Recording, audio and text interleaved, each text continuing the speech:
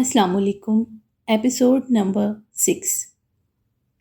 अली अकबर की पहली सालगिरह के बाद शबनम गिलानी और अकबर गिलानी दोनों दारुल मान में गरीबों में तहाइफ तकसीम करने के लिए गए। वहाँ सब लोगों को शबनम गिलानी तहाइफ बांट रही थी कि अकबर एक कदरे खामोश जगह पर गया कॉल सुनने के लिए, तो उसकी नज़र चादर में लिपटे हुए वजूद पे पड़ी।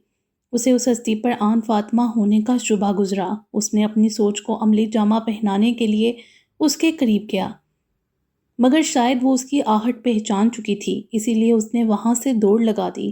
वो फिल वक्त तो खामोशी से वहाँ से निकल गया था, बिना किसी ठोस सबूत के। किसी अनजान के बारे में पूछना वहाँ किसी से मुनासिब नहीं लगा, मगर उसकी सिक्स सेंस उसे बार बार ऐसा करने पे उकसा रही थी। उसने शबनम गिलानी को घर छोड़ा और वापस वहां आया और दफ्तर से उसके बारे में मालूमात ली, तो उसका शक यकीन में बदल गया जब उन्होंने उसके आन फातिमा होने पर मोहर लगा दी। वो अपना निकाह नामा उन्हें दिखाए वहां से वापस लेकर आ रहा था। आन फातिमा ने पहले तो उसे सामने देख बेरुखी से मुंह मोड़ लिया, मगर निकाह नामा दिखाने के बाद वहां के मोतबर अफराद उसे वहां रखने के लिए कायल नहीं हुए। उनके मुताबिक अगर उसका शरीक हयात उसे वहां से लेने आया है तो उसे चले जाना चाहिए। वो मुर्दा कदमों से आकर उसके साथ गाड़ी में बैठी। सच कहते हैं कोई नहीं मरता किसी की जुदाई में। तो तुम कौन सा मर गई? मेरी सांसें तो इसलिए चल रही हैं क्योंकि आपकी चल रही हैं। अच्छा चलो खाना खाओ, छोड़ो ये सब, मैंने भी सुबह से कुछ नहीं खाया तुम्हें ढूंढने के चक्रों में। अकबर ने बर्गर को पैकेट में से निकाल कर उसकी तरफ बढ़ाया। अगर ना खाऊं तो चुप करके खाओ, वरना क्या? अपना ये झूठा ड्रामा, ये फिक्र अपनी दूसरी बीवी के लिए संभाल कर रखें। मुझ पर इनका कोई असर नहीं होने वाला। मेरी ये फिक्र झूठी लग रही है। अगर मैं कहूँ कि मेरी हर फिक्र बस तुम्हारे लिए है तो फिर मैं कहूँगी कि आपसे बड़ा झूठा इंसान इस दुनिया में और कोई नहीं। अकबर ने उसके शाने पर हाथ रखकर उसे अपने करीब करना चाहा। छोड़े मुझे, हाथ भी मत लगाएं। ज़रा मुझे भी दिखाओ वो डिक्शनरी जो नई ईजाद हुई और बस तुमने ही पढ़ी है, जिसमें लिखा है कि शोहर अपनी बीवी से दूर रहे। इस डिक्शनरी का सफ़ा उसी दिन फट गया था जिस दिन आपने मेरा मान तोड़ा था। अच्छा, हम मिले हैं, इस खुशी में मीठा तो बनता है। ये क्या है? ये तो मिट्टी की प्लेट में खीर है।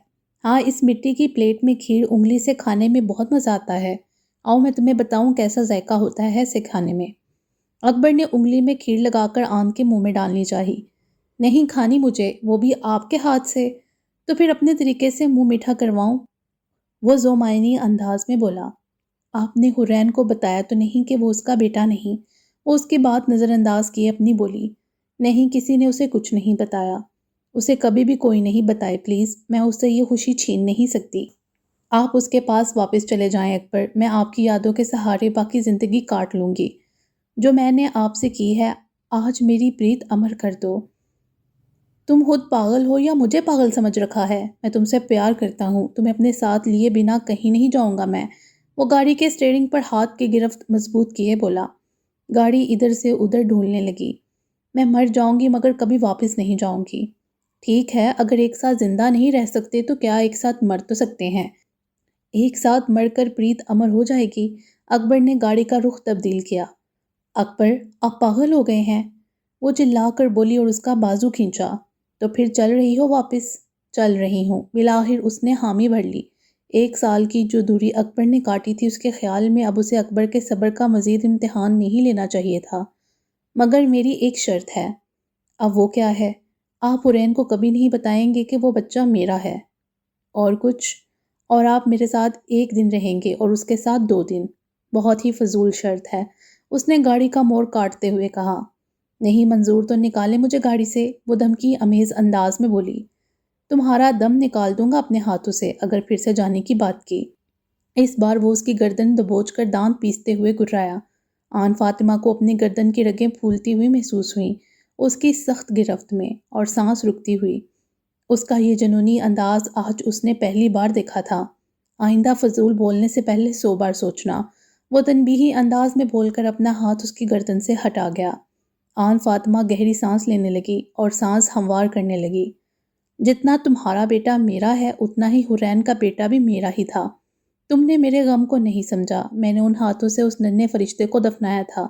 मैं उसकी मौत के गम में डूबा हुआ था اسے دفنا کر آیا تھا، غمگین تھا، خود کو ملامت کر رہا تھا کہ میں نے انجانے میں اپنے ہاتھوں سے اپنے نومولود بچے کی جان لے لی، اور تم نے مجھے سمجھنے کی بجائے، میرا غم بانٹنے کی بجائے مجھے اکیلا چھوڑ دیا۔ بتاؤ کس کس کا غم منایا اکیلے میں؟ سب نے اپنا اپنا سوچا، کسی نے یہ نہیں سوچا میرے دل پر کیا گزرتی ہے، میں کیا چاہتا ہوں، میرا دل کیا چاہتا ہے۔ ہر انسان نے مجھے اپنی مرضی سے چلانا چاہا، جیسے میں انسانوں کے ہاتھوں کی کٹ پتلی ہوں۔ میں بھی انسان ہوں، میرا بھی دل ہے، میری بھی پسند ہے۔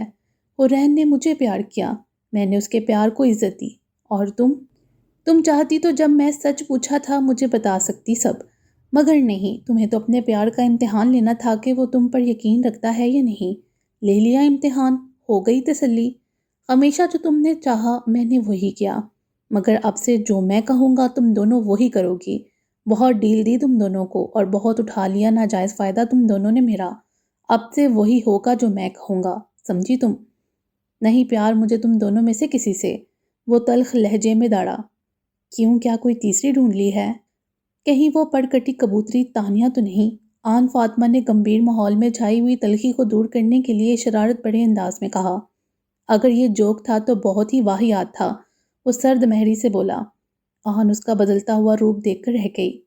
اکبر آن فاطمہ کو گھر واپس لایا تو سب اسے اچھے سے ملے۔ جنت گیلانی، شبنم گیلانی نے اسے خوب پیار کیا۔ انیکا گیلانی جو اس سے پہلے ناروا سلوک روا رکھے ہوئے رہتی تھی جب سے اس نے حورین کو اپنا بیٹا سونپا تھا، انیکا گیلانی کی نظروں میں اس کی قدر و منزلت بڑھ گئی تھی۔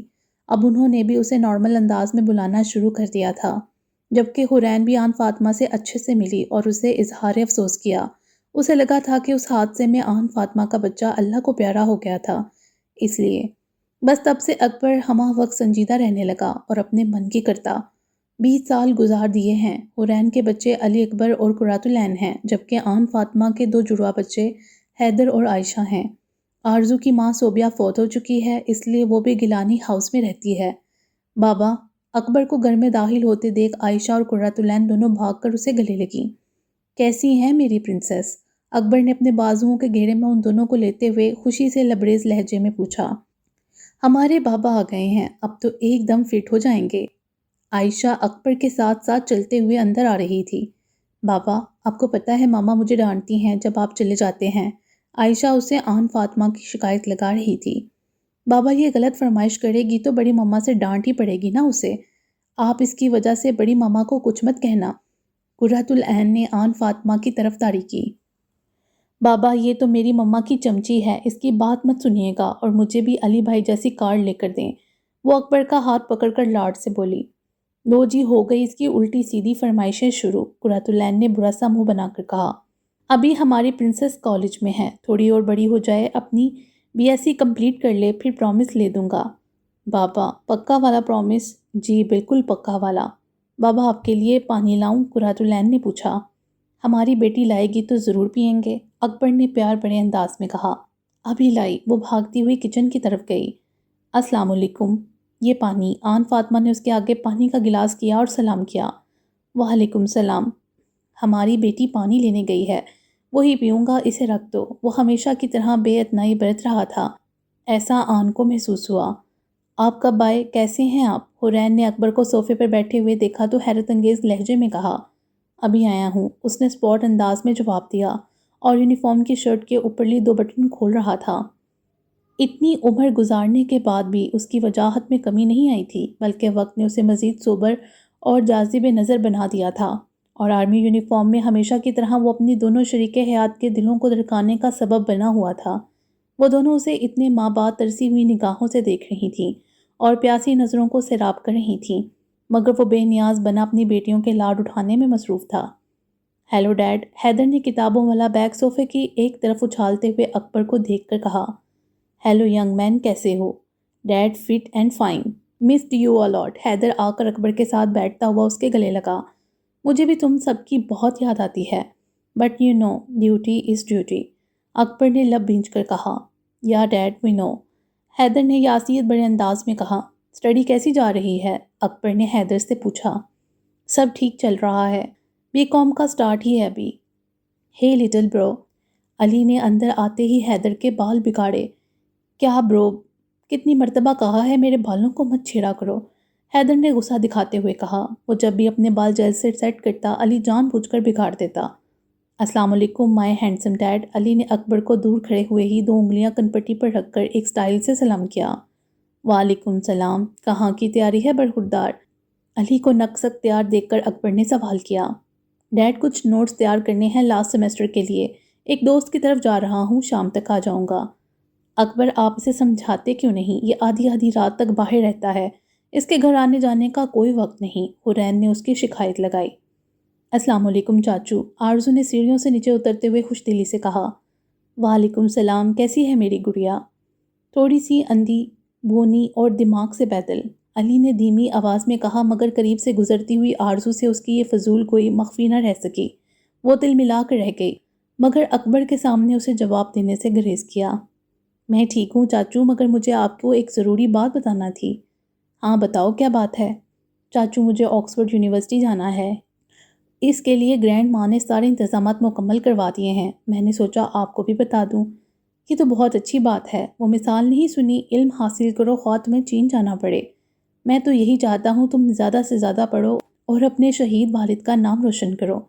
اکبر کی بات سنتے ہی آرزو کے چشمے کے پیچھے چھپی ہوئی آنکھیں نم ہوئیں۔ کب جانا ہے؟ علی نے سوال کیا۔ کل شام کی فلائٹ ہے، آرزو نے اس کی طرف دیکھ کر جواب دینے کی بجائے اکبر کی طرف دیکھ کر کہا۔ کمرے میں آنے کا دل نہیں تھا یا جان بوجھ کر دیر سے آئے؟ حرین کے لبوں سے شکوہ پسلا اکبر کو رات گئے کمرے میں آتے ہوئے دیکھ کر۔ اکبر نے پینٹ کی پاکٹ سے موبائل اور والیٹ نکال کر ایک طرف رکھا تو حرین چلتی ہوئی اس کے قریب آئی۔ کیوں، کسی کو انتظار تھا؟ اکبر نے سادہ سے انداز میں پوچھا۔ کیوں، شوہر اتنے دنوں بعد لوٹے اور بیوی کو انتظار بھی نہ ہو؟ وہ نروٹھے انداز میں بولتے ہوئے اس کی شرٹ کے بٹن کھولنے لگی۔ کر لوں گا یار، اس نے حرین کے ہاتھ پکڑ کر کہا۔ کیوں، میرا قریب آنا آپ کو کھٹکنے لگا ہے؟ برا لگتا ہے؟ وہ سوالیہ نظروں سے پوچھ رہی تھی۔ بچے بڑے ہو گئے ہیں، اس عمر میں بھی آپ کو میری اٹینشن چاہیے۔ اکبر نے ابھی بھی اس کے ہاتھ اپنے ہاتھوں میں مضبوطی سے تھام رکھے تھے کہ کہیں وہ ناراض ہو کر چھڑوا نہ لے۔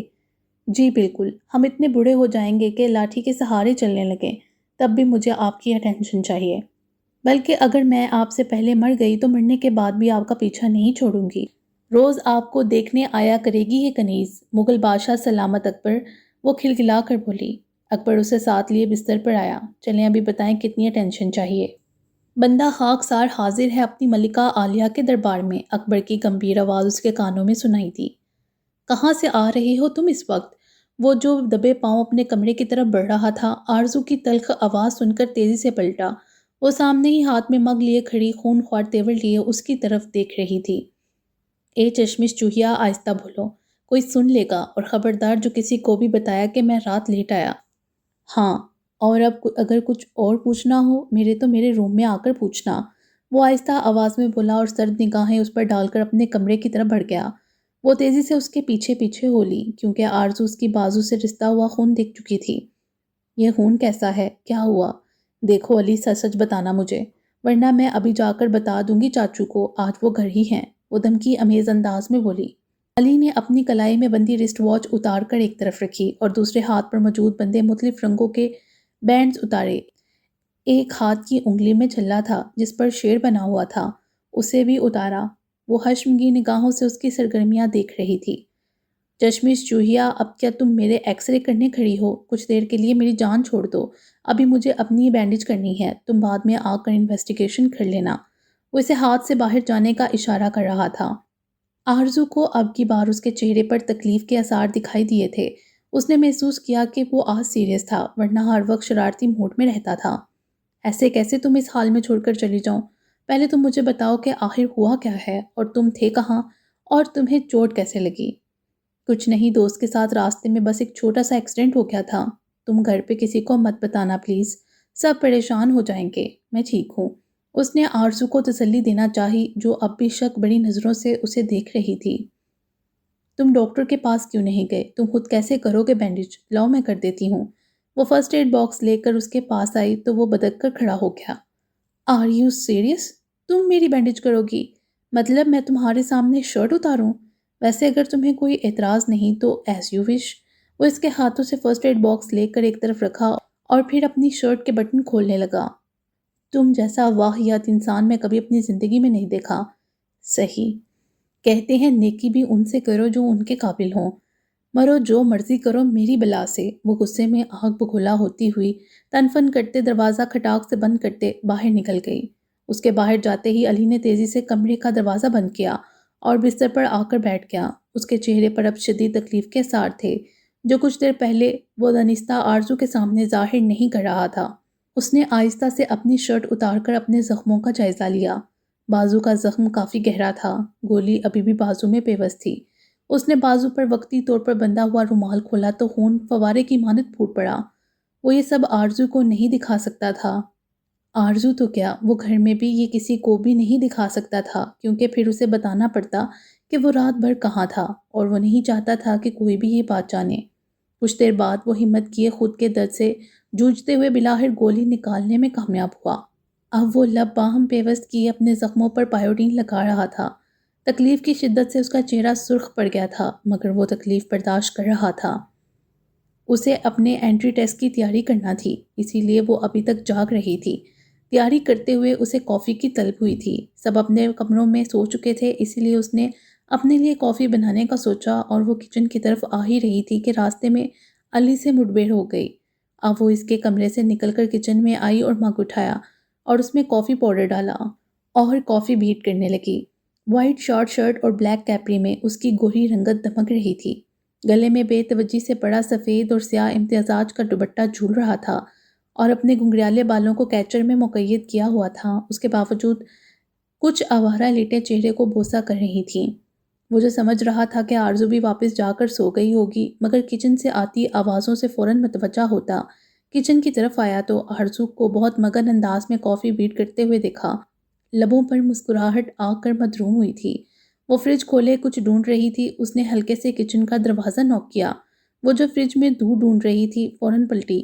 ایک لمحے کے لیے دل خوف سے دھڑکا تھا، پھر سامنے کھڑے علی کو دیکھ کر ایک ہاتھ دل پر رکھے سکون کا سانس بڑھا۔ شاید میں نے تمہیں ڈرا دیا۔ اس کے ہونٹوں پر مچلتی مسکراہٹ بتا رہی تھی کہ وہ اس کے ڈرنے پر کافی محظوظ ہوا ہے۔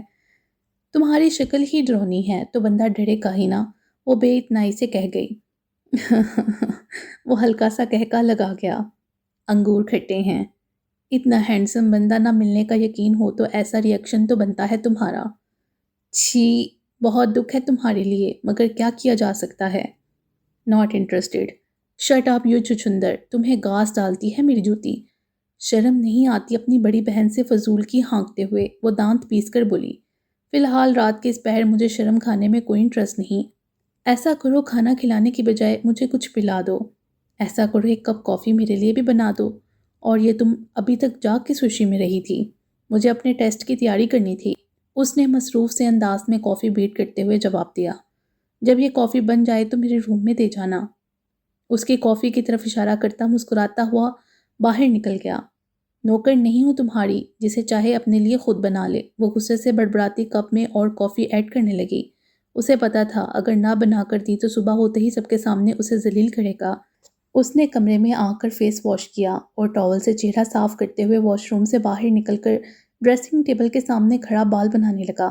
اس وقت وہ ٹی شرٹ اور ایڈیڈاس کا ٹراؤزر پہنے کیجول ڈریسنگ میں تھا۔ شیشے میں نظر بیڈ کی سائڈ ٹیبل پر موجود کافی کے مگ پر پڑی تو طبیعت پر خوشگوار اثر پڑا۔ اس وقت اسے کافی کی اشد طلب تھی۔ پہلا سپ لیتے ہی وہ دل میں اس کے ذائقے پر اسے داد دیے بغیر نہ رہ سکا۔ کافی پی کر بیڈ پر دراز ہوا اور تھوڑی دیر میں ہی نیند کی وادیوں میں محو سفر ہوا۔ آرزو نے کمرے میں آ کر کافی کا مگ ایک طرف رکھا، خود بستر پر بیٹھی اور موبائل اٹھایا۔ فیس بک آن کی، سامنے ہی اس کا پیج تھا۔ آرزو نے اس کا پیج فیورٹ میں ڈالا ہوا تھا، اس لیے سب سے پہلے اسے نوٹیفیکیشن موصول ہو جاتی تھی اور پوسٹ اس کے پاس خود بخود آ جاتی۔ آج سدھ کی برتھ ڈے تھی۔ ہزاروں لوگ اسے رات 12 بجے سے ہی وش کر چکے تھے۔ ابھی بھی اس کے پیج پر میسیجز آ رہے تھے۔ اتنے لوگوں نے اسے وش کیا ہے، اس نے کسی کو بھی رپلائی نہیں کیا۔ میرا میسیج بھی تو عام لوگوں کی طرح نظر انداز کر دے گا۔ آخر میں بھی تو اس کی ایک عام سی فالوور رہی ہوں۔ میں نے آج تک کبھی اسے میسیج نہیں کیا، آج بھی نہیں کروں گی۔ وہ خود ہی سے مخاطب آہستہ آواز میں بول رہی تھی۔ مگر میرا بہت دل ہے کہ اس کی سالگرہ پر میں اسے وشز بھیجوں۔ مگر کیا کروں کہ وہ میرا میسیج بھی دیکھے اور پڑھے بھی۔ وہ گال پر انگلی رکھ کر سوچنے کے انداز میں بولی۔ آئیڈیا، وہ چٹکی بجا کر بولی۔ میں اس کی آئی ڈی کے ٹائم لائن پر میسج کرتی ہوں۔ آپ کو سالگرہ کا دن بہت بہت مبارک ہو۔ اللہ تعالیٰ آپ کو دنیا کی ہر خوشی دے۔ امید ہے آج کا دن آپ نے خوشی سے گزارا ہوگا۔ اپنی اس خوشی کے پلوں میں سے کچھ پل اگر کسی عام انسان کو نظر کر دیں گے تو وہ بھی خوش ہو جائے گا، آپ کی خوشیوں کا صدقہ نکل جائے گا۔ اگر آپ نے مجھے رپلائی کیا تو فرام آرزو لکھ کر اس نے سینڈ کا آپشن پریس کیا اور جواب کا انتظار کرنے لگی۔ تھینکس۔ اس کے کمنٹس پر جٹ رپلائی آیا۔ اس کا رپلائی دیکھ کر آرزو تو خوشی سے جھوم اٹھی۔ وہ سیدھی ہو کر بیٹھی اور بار بار یہ لفظ منہ میں دہرانے لگی، تھینکس تھینکس۔ سچ میں اس نے مجھے رپلائی کیا؟ اسے اپنی آنکھوں پر یقین کرنا مشکل لگا۔ اس نے جٹ آئی بھی جا کر میسج کیا، اتنا چھوٹا سا تھینکس۔ دوسری طرف سے اس کا میسج سین ہو چکا تھا مگر کوئی رپلائی نہیں آیا۔ آپ کو پتہ ہے کتنا برا لگتا ہے جب کوئی میسج سین کر کے رپلائی نہ کرے۔ آرزو نے ناراضگی والے ایموجی کے ساتھ یہ میسج سینڈ کیا۔ 2 منٹ یوں ہی گزر گئے، وہ آن لائن نظر آ رہا تھا۔ آپ چاہتی کیا ہیں؟ دوسری طرف سے روکھا سا رپلائی آیا۔ آپ کو پہلے ٹائپ کیا پھر خود ہی سر پر چپیٹ لگا کر اپنی جلد بازی پر خود کو ڈپٹا۔ آپ کو دیکھنا چاہتی ہوں ایک بار، آرزو نے لکھ کر سینڈ کیا۔ آمنے سامنے ملاقات ہوگی، دوسری طرف سے جواب موصول ہوا۔ کیا آپ سچ میں مجھ سے ملیں گے؟ اس نے بے یقینی سے میسج ٹائپ کر کے بھیجا۔ کوئی شک؟ مقابل نے سینڈ کیا۔ پھر کب اور کہاں ملیں گے؟ وقت آنے پر۔ وہ میسج کیے آف لائن ہو چکا تھا۔ آرزو ٹیسٹ کی تیاری کی بجائے فون ہاتھ میں لیے کئی بار اس کے چھوٹے چھوٹے رپلائی پڑھتی رہی۔ کافی کا مگ ویسے کا ویسا ہی پڑا رہ گیا اور وہ اس کے بارے میں سوچتے ہوئے میٹھی نیند میں کھو گئی۔ عائشہ اور حیدر کے پیپرز۔ اکبر نے رات کو اپنے اور آن فاطمہ کے مشترکہ کمرے میں قدم رکھا تو سامنے کا منظر دیکھتے ہی باقی کے الفاظ منہ میں ہی رہ گئے۔ آن فاطمہ جو ہر وقت سادہ سے کپڑوں میں سر پر ہمہ وقت دوپٹہ لیے ہوتی، وہ آج نائٹی میں ملبوس لبوں پر لپسٹک لگائے آئینے کے سامنے کھڑی اپنے سنہری بالوں کو سلجھا رہی تھی۔ یہ میں کسی غلط کمرے میں تو نہیں آ گیا؟ اکبر کی آواز اس کے کانوں سے ٹکرائی تو آن نے مڑ کر دیکھا مگر اسے دیکھتے ہی اپنی تیاری کے پیش نظر نگاہیں جھکا لیں۔ بالکل ٹھیک ہے، وہ آہستگی سے بولی۔ اگر کمرہ ٹھیک ہے تو اس میں رہنے والے مکین کی طبیعت کچھ ٹھیک نہیں لگ رہی۔ اتنا بڑا بدلاؤ کس خوشی میں؟ اکبر بستر پر آ کر بیٹھتے ہوئے بولا۔ کسی کی خاموشی کو توڑنے کے لیے کبھی کبھی انسان کو ایسا قدم اٹھانا پڑ جاتا۔ آن نے ڈریسر سے پڑا ہوا پرفیوم اٹھایا اور خود پر سپرے کیا، پھر ویسے ہی چلتی ہوئی اکبر کے پاس آئی اور اس پر بھی سپرے کیا۔ نظریں ملانے سے گریز پڑتا گیا۔ لائٹ آف کر دو، مجھے نیند آ رہی ہے۔ اکبر اس کا ہوش ربا سراپا نظر انداز کرتے ہوئے آنکھوں پر بازو رکھے ہوئے لیٹ گیا۔ آن بے آواز آنسو بہانے لگی اور جا کر سوئچ بورڈ کا بٹن پریس کیا۔ سارا کمرہ اندھیرے میں ڈوب گیا۔ وہ چلتی ہوئی بستر پر آئی اور اپنی خالی جگہ پر کروٹ کے بل لیٹ گئی۔ اس کا رونا کم ہونے کی بجائے بڑھتا گیا۔ اب اس کی سسکیاں کمرے میں گونجنے لگیں۔ اکبر نے آنکھوں سے بازو ہٹا کر اسے دیکھا، پھر ہاتھ بڑھا کر اسے اپنی طرف کھینچ لیا۔ کیوں کرتی ہو ایسا جب سہنے کی ہمت نہیں؟ آپ مجھ سے بات کریں، مجھ پر غصہ ہوں، جو جی میں آئے وہ کہیں، مگر پلیز مجھے یوں خاموشی کی مار مت مارا کریں۔ اگر کچھ دیر اور آپ ناراض رہتے تو قسم سے میں نے ختم ہو جانا تھا، وہ روندی ہوئی آواز میں بولی۔ آج تو آپ نے اچھے بھلے شریف آدمی کو بھٹکانے میں کوئی کسر نہیں چھوڑی، اکبر نے اس کے کان کے قریب جاتے ہوئے خمار زدہ آواز میں کہا۔ پتہ ہے مجھے کتنے شریف ہیں آپ۔ اچھا جی بتائیں، کیا بے شرمی کی میں نے؟ پتہ نہیں، میں ابھی چینج کر کے آئی۔ آن نے اس کے پاس سے اٹھنا چاہا۔ اس کی ضرورت نہیں، اب منانا ہے تو پوری طرح مناؤ۔ عائشہ اٹھ بھی جاؤ، دیکھو نا کتنا وقت ہو گیا ہے، روز تمہاری وجہ سے میں کالج سے لیٹ ہو جاتی ہوں۔ بس بھی کرو یار، اتنا سو کیسے لیتی ہو؟ قرۃ العین سوئی ہوئی عائشہ کے پاس جا کر اس کو اٹھاتے ہوئے بولی تھی جو اس کے اتنے بار اٹھانے پر بھی نہیں اٹھ رہی تھی۔ یار قرۃ سونے دو نا تھوڑی دیر اور پلیز، وہ نیند سے بوجھل آواز میں بولی۔ عائشہ تم اٹھ رہی ہو یا نہیں؟ ورنہ میں جو اب کروں گی نا یقیناً تمہیں بالکل اچھا نہیں لگے گا۔ یہ پانی سے بڑا ہوا جگ تم پر انڈھیل دوں گی۔ اس بار قرۃ العین نے اس کے اوپر سے کمفرٹر ہٹایا اور اس کو وارننگ دینے والے انداز میں بولی تھی۔ یار کیا پریشانی ہے تمہیں؟ کبھی تو مجھے سکون سے سونے دیا کرو، ابھی تو میری آنکھ لگی تھی اور تم شروع ہو گئی۔ اٹھ جاؤ اٹھ جاؤ۔ عائشہ جھنجھلا کر اٹھ بیٹھی تھی اور سخت نظروں سے اس کو گھورا تھا۔ خود تو تمہیں نیند آتی نہیں اور مجھے سونے نہیں دیتی، عائشہ کمر پر ہاتھ رکھ کر لڑاکا انداز میں بولی۔ ویسے تمہاری اطلاع کے لیے عرض ہے، آج آرزو آپی جا رہی ہیں اور اس وجہ سے ہم آج کالج سے آف کرنے والے ہیں۔ میرا آج ایک امپورٹنٹ ٹیسٹ ہے، میں چھٹی نہیں کرنے والی، قرۃ العین نے چلا کر کہا۔ ایک دن چھٹی کر لینے سے کوئی فرق نہیں پڑے گا، سو کر لو نا یار، عائشہ اسے منانے لگی، کہیں اس کی وجہ سے اسے بھی کالج نہ جانا پڑ جائے۔ اچھا ٹھیک ہے، کہہ تو تم ٹھیک رہی ہو، چھٹی کر لیتے ہیں، کہیں آرزو آپی ناراض نہ ہو جائیں کہ ہم نے انہیں ٹھیک سے الوداع بھی نہیں کیا۔ قرۃ العین نے کہا تو عائشہ کی چھٹی کے نام پر بانچیں کھل گئیں۔ قرت، میں فریش ہو کر آتی ہوں، پلیز میرے بال بنا دینا، وہ لاڈ سے بولی۔ اچھا بنا دیتی ہوں، مگر جلدی آنا، واش روم میں کہیں سو مت جانا، قرۃ العین نے اسے پیچھے سے ہانک لگائی۔ عائشہ اور قرۃ العین ایک ہی روم شیئر کرتی تھیں اور ایک ہی کالج میں پڑھتی تھیں۔ قرۃ العین اس سے 1 سال بڑی تھی، اس لیے اس سے 1 سیمسٹر آگے تھی۔ سوتیلی بہنیں ہونے کے باوجود بھی ان میں سگی بہنوں سے بھی بڑھ کر پیار تھا۔ گڈ مارننگ، آرزو نے صبح اٹھتے ہی اپنے موبائل سے اسے میسج ٹائپ کیے بھیجا۔ پھر کوئی رپلائی نہ پا کر مایوسی سے وہ تیار ہونے چل دی۔ جب تیار ہو کر باہر آئی تو موبائل پر نظر ڈالی، کوئی نوٹیفیکیشن آیا ہوا تھا، اس کی آنکھوں میں چمک آئی۔ اوہ شٹ، واچ تو اندر ہی بھول آئی۔ واپس واش روم میں گئی واچ لینے۔ علی جو اسے جلدی آنے کا کہنے کے لیے اس کے روم میں آیا تھا، سامنے پڑے ہوئے موبائل کی اسکرین روشن دیکھی۔ اس نے موبائل اٹھا کر دیکھا تو کوئی بھی لاک نہیں لگا۔ نوٹیفیکیشن اوپن کی۔ کتنی دیر وہ یوں ہی دیکھتا رہا، جب وہ یکدم ٹھٹکا تھا۔ ایک عجیب سا تاثر اس کی آنکھوں سمیت دل میں ابھرا تھا، اور جیسے جیسے اس نے پوری چیٹنگ پڑھی، علی اکبر کا دماغ چکرا کر رہ گیا۔ اس کی سرخ انگارہ آنکھیں لہو چھلکا رہی تھیں۔ واش روم سے نکلتی ہوئی آرزو اسے اپنے موبائل کو پکڑے دیکھ ایک پل کے لیے اس کا چہرہ زرد پڑ گیا۔ وہ تیر کی تیزی سے اس کی جانب لپکی، مگر اسے پہنچنے میں بہت دیر ہو چکی تھی۔ علی نے لال بہو کا چہرہ لیے اس کی طرف دیکھا۔ اس سے پہلے کہ وہ اپنا ضبط کھو دیتا، اس نے اپنی مٹھیاں بھینچ کر خود کو نارمل کیا۔ جاتے وقت وہ کوئی بھی بدمزگی پیدا نہیں کرنا چاہتا تھا۔ اس سے اس ٹاپک پر پھر کبھی بات کرنے کا سوچتے ہوئے وہ اس کا موبائل بستر پر اچھال گیا۔ آرزو خاموش کھڑی اس کے چہرے کے اتار چڑھاؤ دیکھ رہی تھی۔ جلدی نیچے آؤ، تمہیں ایئرپورٹ چھوڑ کر مجھے بھی ضروری کام سے جانا ہے۔ اس کی برف سی سرد آواز نے اسے چونک جانے پہ مجبور کیا۔ بڑا آیا، اپنا غصہ اپنے پاس رکھو، وہ ناک سکوڑ کر بولی۔ وہ جو باہر نکل رہا تھا اس کی بات سن کر پلٹا۔ وقت رہتے ہی سنبھل جاؤ۔ علی نے ایک تفصیلی نظر اس پر ڈالی، جو جینز اور شارٹ شرٹ پہن کر گلے میں سکارف لیے ہوئے تھی۔ بیرون ملک ابھی پہنچی نہیں، وہاں کے چال چلن ابھی سے اپنا لیے؟ صد افسوس، تم جیسے لوگ ہوتے ہی غدار ہیں، جو اپنے ملک کو باہر ریپرزینٹ کرنے کی بجائے ان کے رنگ میں ڈل جاتے ہیں۔ گھر والوں کو تو میری اس ڈریسنگ سے کوئی مسئلہ نہیں، تو تمہیں کیا تکلیف ہے؟ فار یور کائنڈ انفارمیشن، میں بھی اسی گھر کا فرد ہوں۔ Anyway, do what you want to do, وہ بے نیازی سے کہتے ہوئے باہر نکل گیا۔ آرزو اپنا بیگ لیے باہر نکلی، جہاں سب اس کے منتظر تھے۔ سب سے پہلے جنت گیلانی اور انیکا نے اس کے سر پر دست شفقت رکھا، پھر عیسیٰ اور موسیٰ گیلانی نے۔ حرین اور آن فاطمہ سے ملنے کے بعد وہ اکبر کے پاس آئی تو اکبر نے بھی اسے پیار دیا۔ آپ میرے لیے آپ باہر سے کیا لائیں گی؟ عائشہ نے فرمائش کی۔ جو تم کہو۔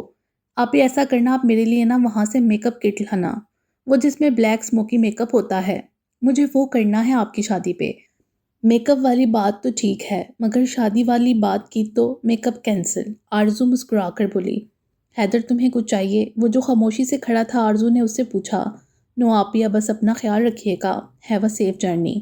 تھینکس حیدر، ایئرپورٹ وقت پر پہنچنا ہے یا میں جاؤں؟ علی نے اپنی رسٹ واچ دیکھ کر سخت آواز میں کہا۔ آرزو نے اسے چشمے کی اوٹ سے گھور کر دیکھا اور سب کو خدا حافظ کہتے ہوئے اس کے پیچھے باہر آئی۔ علی نے گاڑی سٹارٹ کی اور پھر وہ دونوں ایئرپورٹ کی طرف روانہ ہوئے۔ سارا راستہ خاموشی سے گزر گیا۔ علی اس کا بیگ اٹھائے اندر آیا۔ آرزو کا سامان چیکنگ کے لیے چلا گیا۔ اے چشمش، یہ لو، اس نے ایک چین اس کی طرف بڑھائی۔ یہ کیا ہے؟ آرزو نے جانچتی ہوئی نظروں سے دیکھا۔ یہ گرینڈ مام نے دی تھی کہ تمہیں دے دوں۔ اگر انہوں نے دینی تھی تو خود مجھے دیتی، تمہیں کیوں دی مجھے دینے کو؟ وہ ابرو چکا کر پوچھ رہی تھی۔ لینی ہے تو لو، ورنہ تمہاری مرضی، اس نے لاپرواہی سے کہا اور چین واپس پاکٹ میں رکھنے ہی لگا تھا کہ اچھا لاؤ دو، اس نے ہاتھ آگے کیا۔ یہ میرا کلچ پکڑو، آرزو نے اس کے ہاتھ میں اپنا کلچ پکڑایا اور خود اس کے ہاتھ سے چین لے کر گلے میں پہننے لگی۔ اے چشمش، اب تم کچھ زیادہ ہی اوور ہو گئی ہو، یہ کیا بےہودگی ہے کلچ میرے ہاتھ میں پکڑانے کی؟ 100 لڑکیاں میری طرف دیکھ رہی ہیں، ایک تو تمہیں ساتھ دیکھ کر منہ پھیر کر چلی اور باقی تمہارا کلچ پکڑ کر مجھے جوڑوں کا غلام سمجھ رہی ہیں۔ پکڑاؤ مرو۔ تم اور تمہاری فضول لڑکیاں جن کے پاس تم جیسے وجیر لوفر کو دیکھنے کے علاوہ اور کوئی کام نہیں، وہ جھل کر بولی۔ اس کے نام کی اناؤنسمنٹ ہونے لگی تو وہ جاتے ہوئے ایک نظر علی پر ڈال کر اندر کی طرف بڑھ گئی، پھر علی اکبر اسے چھوڑ کر باہر آ گیا۔ باقی انشاءاللہ اگلی ویڈیو میں۔ امید ہے آپ کو یہ ویڈیو پسند آئی ہوگی۔ ہمارے چینل کو سبسکرائب کریں اور بیل آئیکن کو پریس کر دیں ہمارے چینل کی لیٹسٹ اپڈیٹس حاصل کرنے کے لیے۔ شکریہ۔